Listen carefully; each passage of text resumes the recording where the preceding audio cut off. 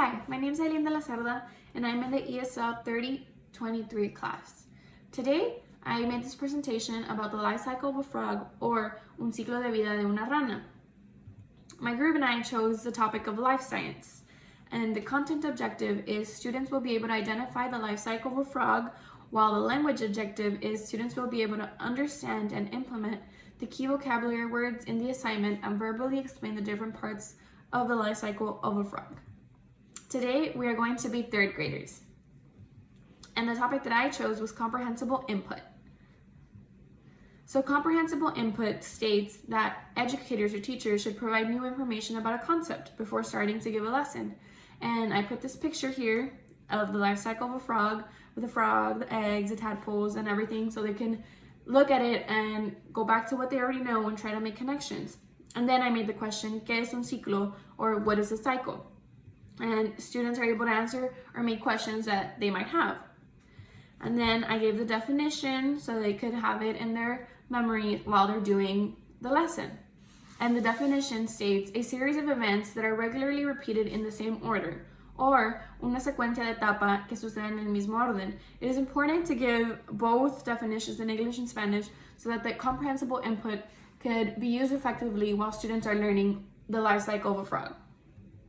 So here I give us like a step-by-step definition of what the students will be doing while they're concluding the lesson.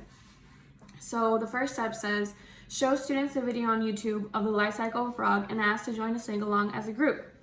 So in the sing-along, there is a mommy frog, and she's putting eggs, and then they metamorphosize, and they turn into tadpoles, and then they grow 2 legs, and then they grow 4 legs, and then they just start over and over again. That's the basic definition of the life cycle of a frog. And then once they see that video and we all sing along together as a group, we will replay the video once again and ask the students to pay attention and get their science journals so they can answer the questions that are previously written on the board. So while the students are getting their journals, the teacher can start asking questions and trying to see if they understand what is going on in the lesson. The teacher can incorporate keywords in the context and language to make sure students are understanding the lesson while acquiring the new vocabulary.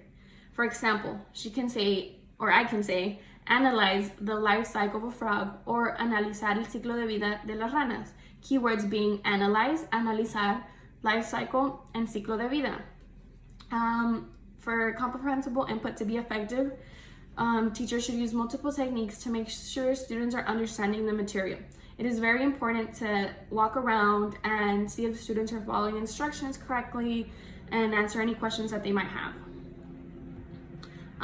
Next, it is important that ELLs understand academic vocabulary so that they can learn new concepts and continue to get good grades. In this specific lesson, the words tadpoles, pond, froglet, these all could be new concepts to ELLs. And teachers should add pictures and make gestures so that they could follow along and connect the words to the pictures. So if I was doing it, I would put pictures of the frog, the tadpoles, the renacuajo, the pond or the estanque, and describe to them like while I'm saying the words in English and Spanish, pointing at them so they could visually see it and hear it. And I would also want them to repeat when I'm saying it so they can repeat it as well. And they can incorporate that in the lesson that they are doing with their science journals. And that is all for today. Thank you very much. And that's the conclusion of my lesson.